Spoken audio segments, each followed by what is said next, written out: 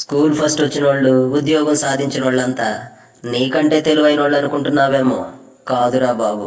School first కొట్టాలి అనుకున్నోడు school first కొట్టాలి అని మైండ్లో స్ట్రాంగ్గా ఫిక్స్ అయి ఉంటాడు.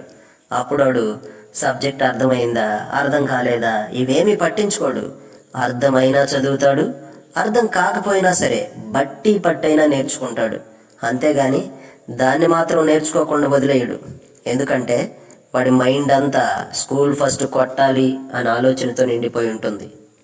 ఎవడైనా సరే ఏదైనా చెయ్యాలి అని మైండ్లో స్ట్రాంగ్గా ఫిక్స్ అయ్యాడు అంటే వాడిక దేనిని సమస్యగా చూడడు.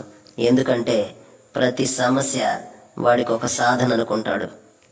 ఎలాంటోడైనా సరే ఒక పనిని అలానే చేస్తూ ఉన్నాడంటే వాడు ఆ పనిలో వాడికి తెలియకుండానే నైపుణ్యాన్ని సంపాదిస్తాడు. వాడు ఆ పని చేస్తున్నప్పుడు చూసే వాళ్ళకి ఆశ్చర్యం అనిపిస్తుందేమో కానీ వాడికి మాత్రం మామూలే. తెలివైనోడు ఒక పనిని నేర్చుకుంటాడో లేదో తెలియదు కానీ ఒక పనిని అలానే చేసేవాడు మాత్రం ఆ పనిలో తెలివిని సంపాదిస్తాడు.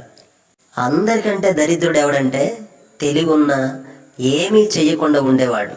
అందరికంటే తెలివైనోడు ఎవడంటే తిక్కలోడైనా సరే ఎన్నో తంటాలు పడి ఒక పని నేర్చుకోవడం వల్ల ఆ పనిలో తెలివిని సంపాదించినోడు. ఎప్పటికైనా సరే పని చేసేవాడు మాత్రమే తెలివైనోడిగా మారతాడు.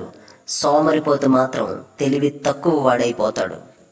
ఒకడు స్కూల్ ఫస్ట్ కొట్టాడు అంటే వాడు మిగిలినోళ్ళ కంటే ఎక్కువ తెలివైనోడు అని కాదు దాని అర్థం.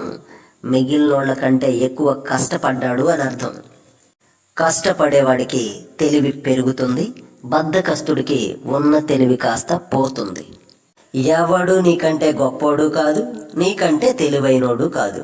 ఒకడు కష్టపడటం వల్ల నీకంటే గొప్పోడిగా తెలివైనోడిగా మారిపోతున్నాడు.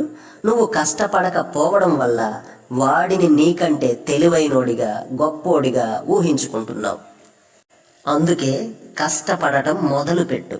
కష్టపడితే ఏ రోజుకైనా అందరికీ నువ్వే గొప్పోడిలా కనిపిస్తావు. నీ గొప్పతనం నీ మాటల్లో చూపించకు, అందరికంటే ఎక్కువగా కష్టపడటంలో చూపించు. అప్పుడు అందరూ నిన్నే గొప్పోడిలా చూపిస్తారు.